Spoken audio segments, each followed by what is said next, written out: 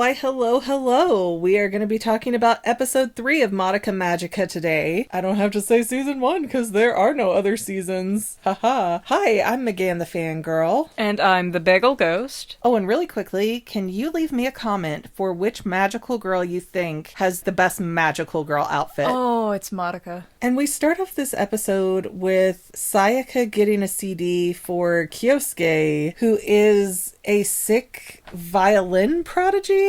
Yes, that seems to be his lore. And do we ever find out what exactly he has? They say it was an accident. We don't get elaboration on that. This isn't his show. He's a catalyst. He's not a real character. It's like in other shonen where it'll be like, I'm here to avenge my dead little sister, and we never get any more context on the dead little sister. Yeah, I know he's in the hospital. I know he's sick. I know he's kind of depressed because he can't do violining anymore, but that's kind of all we have. He's not a very three-dimensional character. Him being two-dimensional is kind of important for Sayaka because what ends up leading to her doom is that she defines herself around two things exclusively, and when she can't be those two things, she explodes. So that's our little teaser opener before the credits hit, and after the credits, we cut back to Mami with her giant boomstick finishing up, I guess, a different witch battle with the same move. A familiar, which is not a witch, but they still need cleared out anyway, because they would become witches if they eat enough people. Okay, what makes a familiar? Because I feel like they're very poorly defined. Well, Mami explained it all in one big chunk. It's just one of the little guys from a witch labyrinth that split off from the witch with enough magical power. So it's kind of like a Horcrux of the witch. Yes? I'll take it. I mean, a better answer than we get for most things. I cannot remember why I wrote down Japanese are very brittle folk. Oh, yeah, because they asked about Mommy's wish, and they showed her in the car crash, and she had 2 cuts, and she was dying from 2 cuts. Oh, yeah, because then it's like you think about Fruits Basket and other anime where it rained and they caught pneumonia or something, and it's like, oh, you were the most brittle, fragile people in these shonen anime. Or shoujo? No, yeah, shoujo I think is the female-oriented ones, and shoujo are the male. I thought shoujo was more like love harem focused. Maybe I don't understand these terms as well. Okay, Shonen Jump is the very masculine, like this is where Dragon Ball Z and My Hero and One Piece all come from. So I feel like that's something action, whatever. I think it's just magical girls. But it's hilarious to me that we'll have animes where these guys can get beaten to a pulp and break every bone and be fine in the next episode.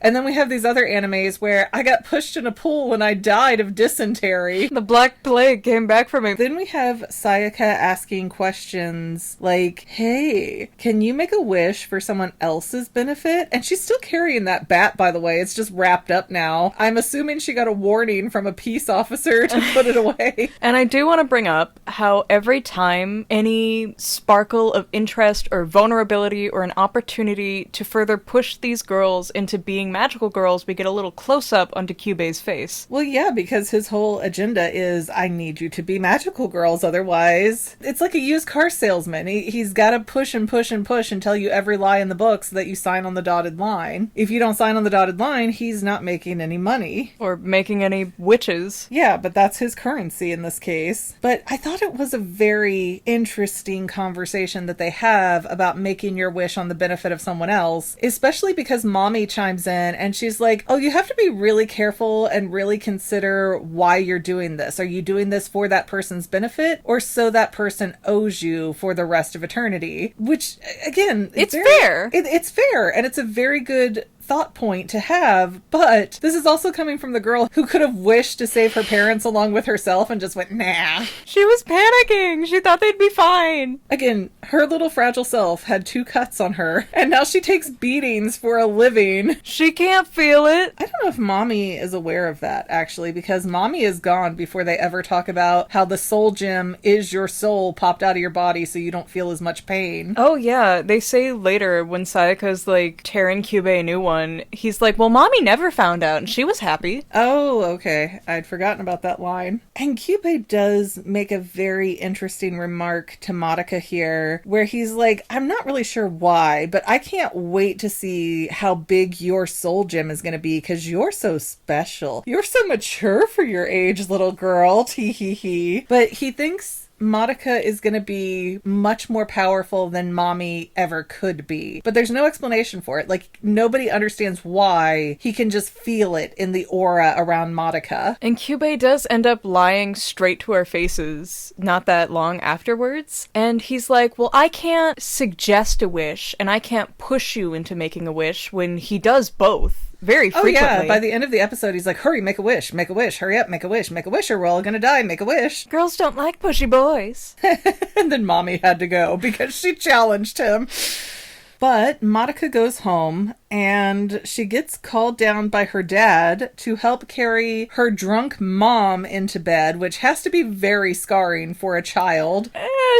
She also has to wake her mom up in the first episode, so I think she's used to it. How old is Madoka? At least 14. Because she is so parentified, not even in raising her little brother, but in having to take care of her mother like a child, that it's a sad dynamic. And her mother seems really kind of cool and with it to talk to when she's sober in the morning and they're getting ready. But I don't know. I don't have a lot of respect for somebody who comes home that drunk when they've got little kids in the house. Madoka doesn't seem to mind. Well, because she's used to it. She doesn't know that this is trauma building in her system. For a show where all these girls are gonna die, you're very concerned about alcoholic mom. I just think it helps to show a pathway to Madoka's choices by the end of this show, because she is so ingrained to take care of her mother and obligated to take care of her mother and make choices for the greater good, the greater family over herself, that she can't even decide on a wish throughout this entire episode, and she really wants to make one. That is a big part of Kyubey's groomer tactics. And I think that's why Hitome could never become a magical girl. She's one, constantly surrounded by trusted adults and doing activities. She doesn't have time to wonder for the things that she doesn't have, but she's also emotionally intelligent enough to go after the things that she wants and fairly ask Sayaka with a deadline that she has the right to go for it first. Every time Madoka has a scene at home, I feel like it's very telling, because after we get drunk mom to bed, Dad's like, hey, thanks, you want to have some hot chocolate with me? Like it's a special treat or something, like a reward for... I think you think that because your dad didn't love you enough to make you hot chocolate. Wow. Really? We're going to talk about good and bad dads with you right here? At least I got variety. It's fine. It's fine. But I think Madoka's dad has a very good conversation with her as well about the way he respects how the mother lives her life, and how, yeah, the job she has, the career she has isn't her dream, but she still gets to accomplish things and live her life in a way that fulfills her dream of being successful. And I think that this is another conversation that's going to play in the back of Madoka's head when she's making her final wish decision at the end of the show, because, you know, Dad's saying mom had many different paths to get to her dream. It wasn't just getting exactly what she wanted. The mom is very respectable when she's not drinking. I would say the mom's very savvy and she's with it, and she's got this teenager-like quality about her where she understands that side of life. But I don't really know what she does. I don't know if they ever explain it better in the manga, but mom just seems a mess sometimes. She seems more like the child than Madoka does. The mom's doing a lot. She needs a minute. It's not like she's abusing or neglecting her family. She's just a little drunk at times. And she's not even mean drunk or like throw glass bottles at you drunk.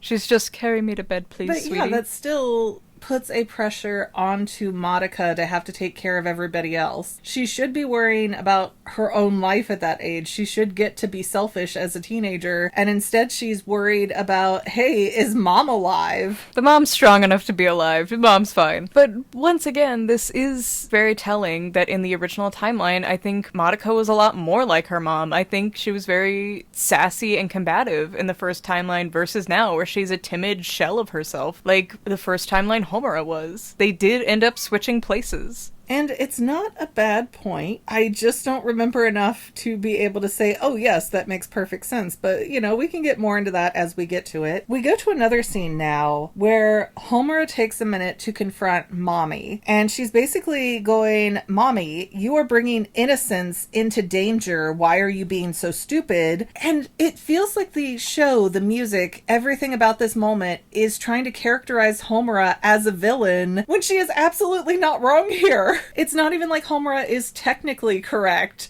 She is 100% right. Why are you bringing people who cannot fight these battles into these situations? Homura is a very interesting character. The whole time we see her, she is distant, she is mysterious, she is aggressive. We don't really get to see that much of her. And even her magical girl outfit doesn't have any colors on it like most villains would. She is devoid of any colors, and I disagree. Purple. There's a lot of purple, which gets correlated to a lot of villains, especially in like the Disney world. If we look at her again, it's really just her soul gem and maybe a diamond on her boots. I have never watched this and felt like Homura is just gray and white. Well, she is. She is even modeled after a nun. Well, nuns are black and white. But it does make me crazy that Homura gets characterized as the villain just for saying common sense things. It's like the Bee movie. It's like the guy in the Bee movie, but I've had moments like this where I have seen people using the puzzle piece for autism awareness, and I'm like, oh, hey, just so you know, autistic people see that as offensive and they'd prefer that you use the rainbow infinity symbol or something like that. People get so irrationally angry about being told this, and I don't understand why. And it feels like the same kind of thing for Homura. She is saying a simple fact that differs from what they want to think and believe, and they're having like a meltdown about it. As a girl with tism, I can tell you, that puzzle piece feels like a weird symbol. And Mami's reaction to this is weird, and she's like, well, mind your own business. Kyubey picked them, so they're already in this. It has nothing to do with me. I'm just helping them. Like, no, you're not. You are perpetuating this and glorifying the magical girl lifestyle. You are just as big of a groomer in this situation as Kyubey is. No, don't. Mommy deserves her fair share for what she does. I mean, yes, it is bad. There's no excusing it. It is bad, but she is doing it out of some form of ignorance and desperation. She does not fully understand the consequences or weight or what even happens to these girls. She truly thinks that she's just getting superpowers with her friends, and she gets to have friends. But that's also kind of the problem, is that Mami is so arrogant that she asks no question of Kyubey, really. There's no questions going to Kyubey, and you're like, hey, I've done this lifestyle for, what, maybe 2 years, I'm guessing at this point? At least. So I must know everything about the entire history of this, because I've lived it by myself in my solo experience for 2 years. It's so very arrogant of Mami. She was, like, really rich. And so she can just know it all? Yeah, exactly. Look at her musket collection. One and done. No, I feel like we're not vibing on this question. We're going in totally opposite directions here. No one here is 100% innocent, but they're not all evil either. I don't think Mami is outright evil. I just think she's kind of a brat. I think she thinks she's better than everybody else. She thinks she knows everything when she really doesn't even know beyond the surface level of things. And she's trying to drag other people in for her own selfish benefit. Okay, yes to the last one, but the other two I will fight you on, because we just watched this episode and saw Mami's mental breakdown. I would argue her mental breakdown is when she kapals everybody in a later episode. When Madoka's like, I just want to be strong like you, she's like, I'm not this perfect like you think I am. I'm weak. I'm stupid. I don't know anything. Manipulative too. Sometimes people being honest and looking vulnerable is just a form of manipulation. It depends on what the goal is. Anyways though, Sayaka and Madoka go to the hospital to try and visit Kyosuke. Kyosuke doesn't want visitors though, so Sayaka's having to leave and she gets Madoka. They're walking out. They find a grief seed while Sayaka's like, I can't believe how rude he is not to see me. Like, dude, the boy's going through something. Calm down. Sayaka is confirmed to be the only person who still visits him that's not family. But still, she's getting bad vibes. She's upset that she wasted her time and isn't allowed to see him, and yet she's still going to use a wish on him later anyways. But they find a grief seed, Madoka and Sayaka, and they have this little back and forth of, Madoka, you go get Mami, and I will stay here and babysit the witch's labyrinth to make sure it doesn't get any worse. And I call bull. pull on Kyubey, honestly. I feel like he just wanted to isolate and endanger one of the girls so that they would make a wish. Oh, absolutely. Yeah, and I really feel like the telepathy would have 100% reached for how little time was actually spent Madoka running to go fetch her. Yeah, 100%. Kyubey wanted those girls to be isolated. He wanted them to go into the witch's labyrinth because there was no reason for Sayaka to walk in there and do that stupid nonsense, knowing she has no power and doesn't even have the bat with her at that moment. Oh yeah, they did drop their bags. Yeah, so it makes no sense other than Kyubey manipulating things to work for his own benefit to have Sayaka go in that labyrinth, which is, I know we've only seen inside of one other at this point, but by far this is the saddest looking thing I have ever seen. It feels like a Silent Hill hospital, but it was a children's hospital, you know what I mean? Like you see all of these vials and syringes and just dark, bleak sadness. And candy and cakes and a bunch of kid toys. According to the Madoka Magica wiki, the girl Nagisa, the witch Charlotte here, her mom died in the hospital and her wish was for a cheesecake. So, Aww. Yeah, there's a very big chance that she just popped. So she wished for a cheesecake instead of saving her mom? Or This her girl- wish, it was like, okay, my mom just died and my wish is to have a cheesecake. Not my mom back, a cheesecake. I think it was cheesecake first and then mom. You gotta remember that this girl's like 8, by the way. Yeah, I know because they refer to her as Bebe most of the time with the little pink candy hat. Bebe is the teeniest, tiniest witch. She's also not in a multimedia format like the previous witch we saw or a lot of other witches that we will see, but the rest of her labyrinth is. Because the witch Charlotte gets to recreate her body a few times. I think it was a very specific cheesecake, maybe? Maybe she just wanted to share something with her mom, and then her mom died, and she's like, oh no, that didn't help at all. Bebe is very cute and very sad, but her labyrinth it gives you a whole feeling, and not like the last ones of, oh hey, this is a weird monster. This is just, oh no, something very dark happened here. And within a few minutes, Mami and Madoka go into the labyrinth, which again, no reason for Madoka to be going in there, no reason for Sayaka to have gone in there whatsoever. And right behind them, much to Mami's chagrin, is Homura. And Homura's like, what the heck, man? And Mami's like, I told you I'm gonna fight you if I see you again. And she pulls out these ribbons with chains printed on them that bind down Homura. Up in the air, like real BDSM Yeah, and ribbon. she even says, be a good girl and I'll come and tie you after I'm done with the other. Like, oh my gosh, like that's gotta be on a nasty site somewhere. It's Mami. Think about her name for a second. Mami. But it's Mami. It's not like Mommy. You know it doesn't matter. Knowing what we know about Homura, though, she could have absolutely stopped this. She has time travel power. She seemed distressed when it happened. Maybe she can't use her magic when she's bound up like that. That is a thing that they talk about later with Kyoko, is that when Kyoko was grabbing her, she could not use her little time travel trick. But there was enough time between those ribbons coming out and them grabbing Homura that I feel like she could have reacted, because as we will see later in the episode, she has very quick reflexes for using her time travel or her time pausing or whatever would specifically apply here. I don't know. I feel like that caught her really by surprise, because she knew what this witch was. She was very desperate in trying to warn Mami. Think about this. Riddle me this. Because Mami's gonna go fight Bebe, and she thinks, oh, look at this little thing. I just caught it right away. And then Bebe's mouth opens up and this giant clown thing comes out. And that happened in the blink of an eye. It did. And it bites off Mami's head completely. And I guess eats the entire body. Yeah. Really weird. Don't know why witches are feasting on flesh here. To get stronger, obviously. I don't really understand the schematics of how this works, but It's said that every person that a magical girl saves is a person that they will curse as a witch. Which makes sense that Witch Charlotte only got the one. She only got the one. But okay, think about this. Think about this with me. If Mami is becoming an obstacle for Homura to save her prime target, which is Madoka, she doesn't even care about Sayaka, just Madoka, then would Homura do anything to prevent Mami from getting herself hurt if that would put Mami out of the way for her to save Madoka? I think at most, Homura would want there to be a big scare from one of the magical girls so that Madoka is more hesitant to do anything.